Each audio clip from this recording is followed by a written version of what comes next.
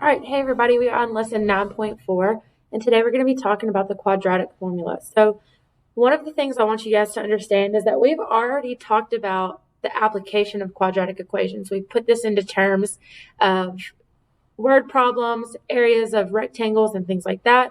So, this first part is just going to be sort of a review. We've already learned how to do this, but I don't think it ever hurts to make sure you remember how to do something. So, let's go ahead and go over number 1. So A tells us the cheerleaders at SHS launch t-shirts into the crowd every time the Chargers score a touchdown.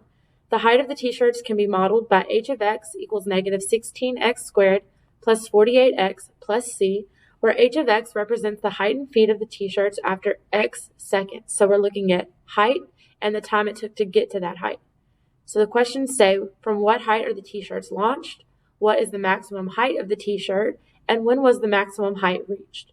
So I think it's important to know that this equation models the path that the t-shirt took when it was launched. So we can go over to our calculator and type this in. You can see I've already typed the whole problem in, the whole equation, and we can graph this.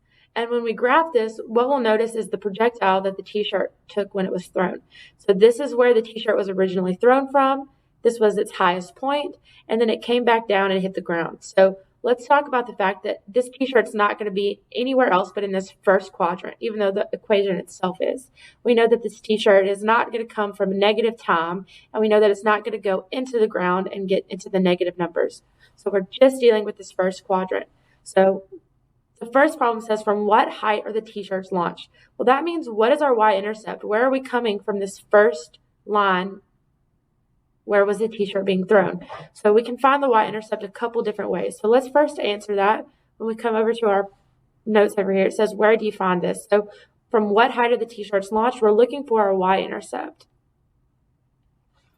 All right, and then we can find our y-intercept by looking at the standard form, the c value, which would tell me that our y-intercept is 0, 6. We can also confirm this by going to second graph and looking at our table, and you want to find that x value of 0, and it is once again 6. So 0, 6 is correct, but we need to write this in terms of the correct unit. So it says, from what height are they launched? And we know that we're looking at height in feet, so we're being launched from 6 feet. All right, and then it says number 2 and 3 kind of work together. What is the maximum height of the t-shirt, and what is the maximum height? When was that maximum height reached? So you'll know it says height in feet and after x seconds, right? So our y value is representing our height, and our x values are representing the time it took to get there. So we're going to be looking at our y value for the maximum height, and it's asking for your maximum. That's another word right there that we should have recognized as a vertex. So we're looking for the vertex, and we're looking for the y value of that vertex.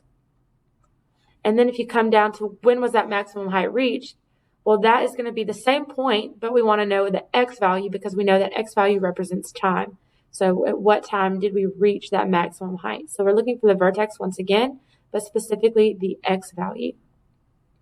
All right, so we can find our vertex. Hopefully you remember it's second trace, and we have a maximum. So we're going to click number 4. We go to the left side of our vertex, hit enter, move to the right side, hit enter, and then get enter one more time. And we get 1.4999. We'll round that, and then y equals 42. So for number 2, what was the maximum height? We're looking for that y value, so 42. Once again, in units of feet, so 42 feet. And then we're looking for the x value of our vertex, which we're going to round to 1.5. And we know that x is in units of seconds. So that's going to take us 5 seconds. Why did I just write 5? 1.5. All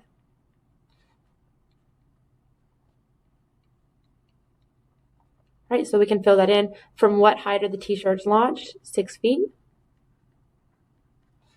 What is the maximum height it will reach? 42 feet. And how long will it take to get there? 1.5 seconds.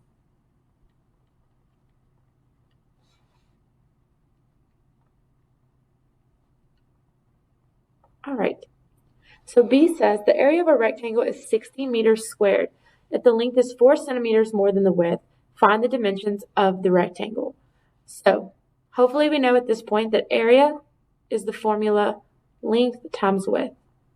So we need to figure out what our length and width is. So if it doesn't tell us, we know that it's just L or W, but it gives us instructions for the formula for our length.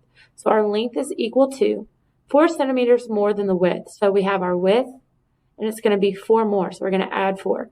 So our length formula is W plus 4. Okay, so we're going to start by filling those in. So we know our area is 60, so we're going to plug in 60 equals length, which is W plus 4,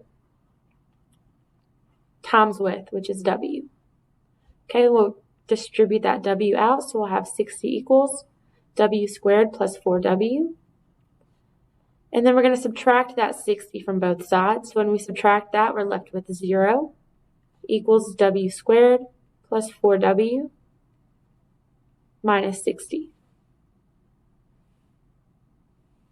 All right, the next thing we're going to do, now we have this trinomial that we can factor out. So when you're not sure what your next step is, when in doubt, factor it out. So negative 60 goes at the top, A times C. B goes at the bottom, 4. And then our value for A goes on the top. So we have 1W on each side. So what two numbers can you factor out to multiply to negative 60 and add to positive 4? Pause the video and try to figure this out on your own and then come back. So the two numbers are going to be negative 6 and positive 10. And neither one of these can be simplified because we only have one W. So our factors would be W minus 6 and W plus 10. Okay, but we're not going to use these numbers. We're going to use our zeros. So if we set these equal to 0, W minus 6 equals 0 and W plus 10 equals 0, and then solve for W, well, we'd start by adding 6. So our first one would be W equals 6. And our second, we would subtract 10. So W equals negative 10. All right, so what we should know is that our width cannot be negative. We're not going to have a negative rectangle width. So we can go ahead and forget this negative 10, which tells me that our width equals 6. Okay, then to solve for our length, all we have to do is plug our width in for W. So we know that our length equals 6 plus 4. So our length is 10. All right, so our width, make sure you answer these in the correct unit. Our width is going to be 6 centimeters, and our length is going to be 10 centimeters. All right, so now we're on to something a little bit newer, but still using the same information. So we're learning the quadratic formula. So this is very, very important, and it's something you'll see often. So x equals negative b plus or minus the square root of b squared minus 4ac all over 2a. So hopefully you remember that in our standard form, we have a, b, and c. So literally, we're going to take those values for each variable and plug them into our quadratic formula. So let's take a look at the first example that they showed us. So we were given x squared minus 2x minus 8. First thing we do is set it equal to 0, write it in standard form, and now we're going to just plug in all of these numbers for our variables. It is important that we know we need to use parentheses, okay? If you don't use parentheses, it will give you sometimes a wonky number, and you're going to be like, what is this? So make sure you're using parentheses. So negative has to be there. That's not part of the number. That's part of the actual quadratic formula. So negative times b, which is negative 2, plus or minus the square root of b, negative 2, squared minus 4. The number is always 4. That does not change. Times a, which is 1. We know if there's no number there, it's 1. Times c, which is negative 8. All over 2a, so 2 times 1. Right? So the next step is to simplify this quadratic formula, but make sure to do this in steps. Because if you just go ahead and try to do this whole thing at once, you're not always going to get it perfect. So negative times negative 2, we know is going to give us positive 2. And then 2 times 1, we know is going to give us 2. So we have those two numbers that we can put. And then everything under the square root, don't worry about the square root just yet, but let's go ahead and plug in everything in this underneath the square root. So negative 2 squared minus 4 times 1 times negative 8, making sure to use those parentheses. and we get 36. So we know we did that right. So now we can find the square root of 36, if you don't know it off the top of your head, and it's going to be 6. So now we can simplify this to x equals 2 plus or minus 6 all over 2. All right, now if you remember from the last lesson, we talked about the fact that this plus or minus represents the fact that this is equivalent to 2 equations. So we have 2 plus 6 over 2 and 2 minus 6 over 2. And then we can just simplify those out. So 2 plus 6 we know is 8. So we have 8 over 2, which gives us x equals 4. Then we have 2 minus 6 over 2, which is going to be negative 4 over 2, which simplifies to negative 2. All right, so our answers are positive 4 and negative 2. All right, so let's try this on our own. I'm going to write the formula right here so that we don't forget it. So we have negative b plus or minus the square root of b squared minus 4ac all over 2a. Right? Once again, we have a, b, c. So we're going to go ahead and plug that in. So we have x equals negative b plus or minus the square root of b squared minus 4 times a times c all over 2 times a.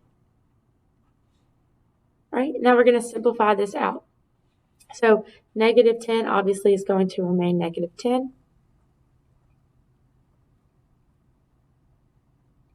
Then we're going to start with the numbers underneath our square root, making sure to use parentheses. 10 squared minus 4 times 8 times 3.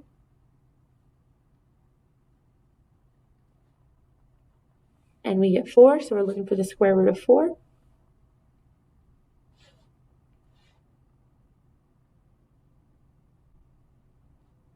All over 2 times 8, which is 16. All right, so now the square root of 4, if you don't know it off the top of your head, is 2. So when we rewrite this, we'll have negative 10 plus 2 over 16 and negative 10 minus 2 all over 16. So negative 10 plus 2 is going to give us negative 8 over 16. So negative 8 divided by 16. Right, and we get 0.5, so we can go ahead and just convert that to a fraction. You should know that what 0.5 is, but if not, you hit math, enter. So our first value is x equals negative 1/2. Now we've got negative 10 minus 2 over 16. That's negative 12 over 16. And once again, math, enter to convert it to a fraction. And we get negative 3/4.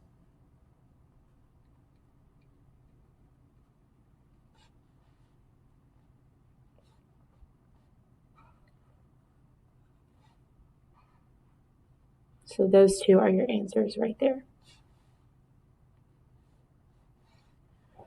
All right, let's look at C. We have x squared minus 5x equals negative 9. So the first thing we need to do is get this back in standard form, which means we need to get negative 9 to the other side. So we're just going to add 9. Don't want to use red. Hold on. So we have x, oh my gosh. So we have x squared minus 5x, and we added 9. So it equals 0 now. And the next thing we're going to do is just plug into our quadratic formula. So we've got negative b. Notice that that negative is not part of the original b problem. That is from the quadratic formula. So negative b plus or minus the square root of b squared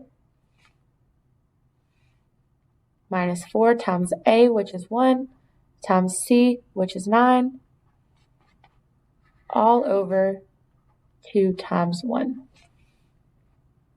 All right, so let's start by simplifying this out. So we know that negative times negative 5 is going to give us positive 5.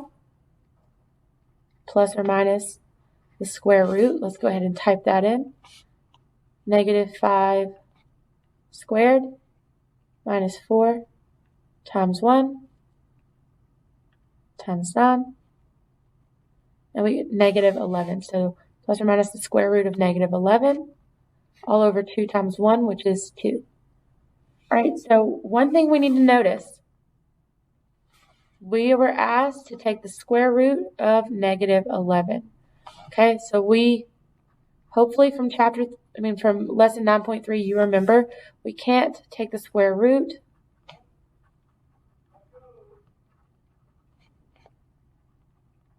of a negative.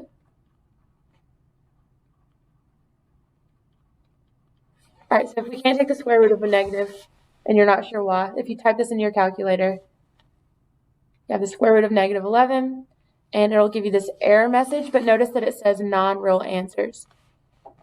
So that means that we do not have a solution. So the answer to C is no solution.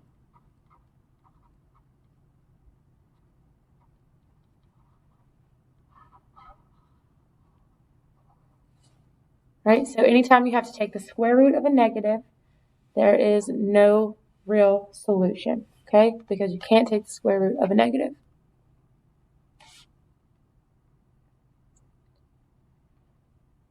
All right, so let's try D. So, in case you're unsure of the formula, I'll write it right here. Oh, no, it's right here. I don't have to write it. So let's go ahead and start by plugging in our variables. So negative b plus or minus the square root of b squared minus 4 times a times c all over 2a, which is 1. All right, guys, sorry if there was a glitch in the video. My computer died on me, but we're going to keep going. So we've got this worked out, and the next thing we need to do is figure out what this number is. So we need to simplify it a little bit. So negative 3 obviously is going to stay negative 3, plus or minus the square root. And let's plug in this. Make sure you're using parentheses. So we have 3 squared minus 4 times 1 times negative 12. And we get 57. So it'd be the square root of 57 over 2 times 1, which is 2. All right, so it's okay if you don't have your square roots, your perfect squares memorized, but if you do, we know that 57 is not a perfect square. So if we go and try to simplify that and we take the square root of 57, we get this long decimal. So what that tells me is that we are going to have 2 answers to this problem. So we're going to have the exact solutions and we're going to have approximate solutions. So when we have a decimal under our square root, to give the exact answer, we just need to leave it as the square root of 57. So our exact answers would be x equals negative 3 plus the square root of 57 over 2, and x equals negative 3 minus the square root of 57 all over 2. So these are going to be what we consider our exact solutions. Okay, there's no rounding, there's no guesstimating. This is our exact solution.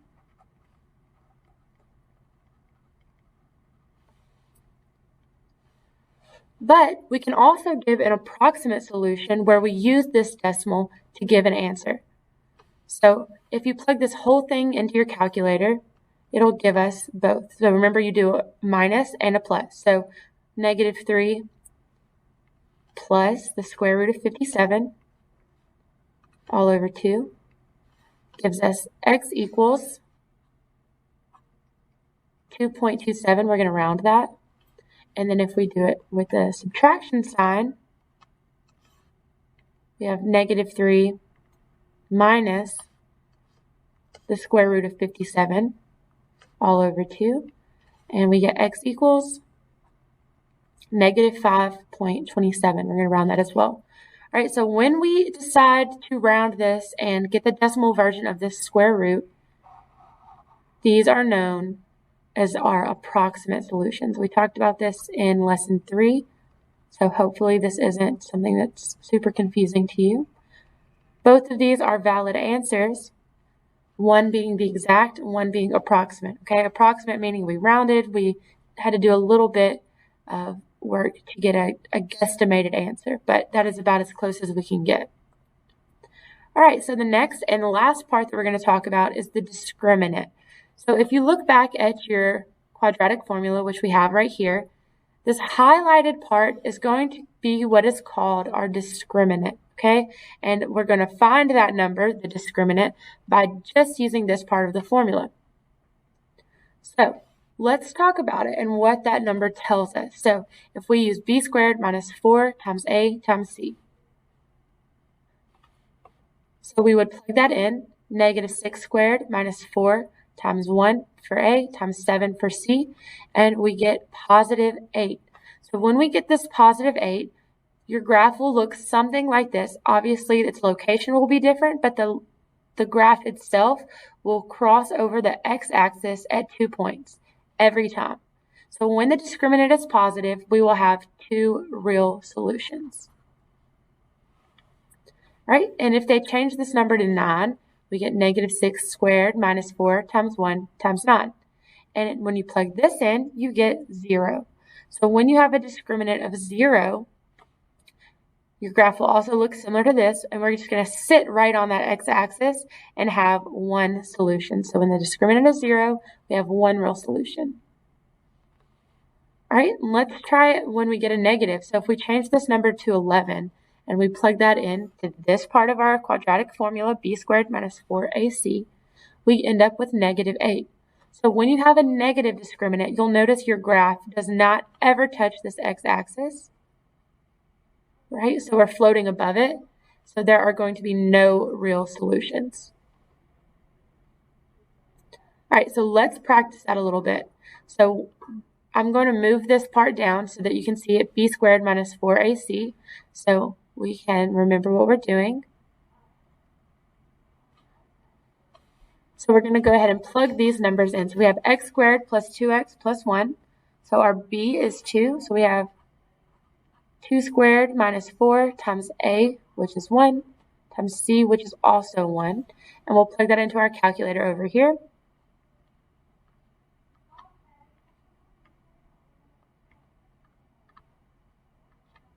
And we get 0.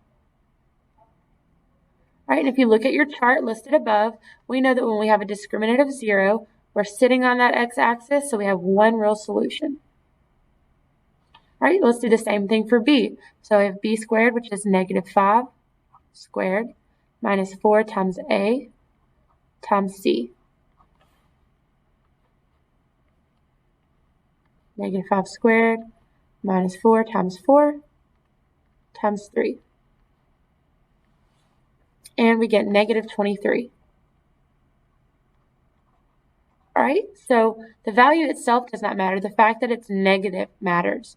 So when we have this negative discriminant, we're not touching this x-axis ever, meaning we have no real solution, so number of solutions is 0. All right, then the last problem, x squared minus x minus 2.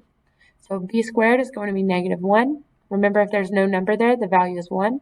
Negative 1 minus 4 times a times c.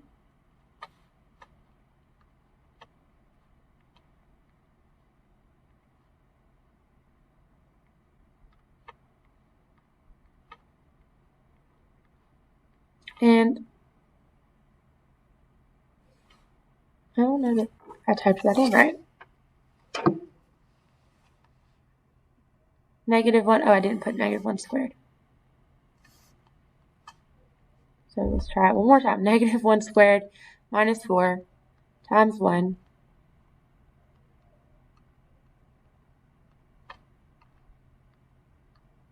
times negative 2. 9. There we go. That's the right answer. So we get positive 9. All right, and you can probably guess, but we still need to make sure we understand it. A positive discriminant is going to be crossing this x-axis in 2 points, so our number of solutions is 2. All right, you guys can now head off and work on your practice. If you have any questions, as always, make sure to reach out to your algebra teacher, and they'll be glad to help. Thanks.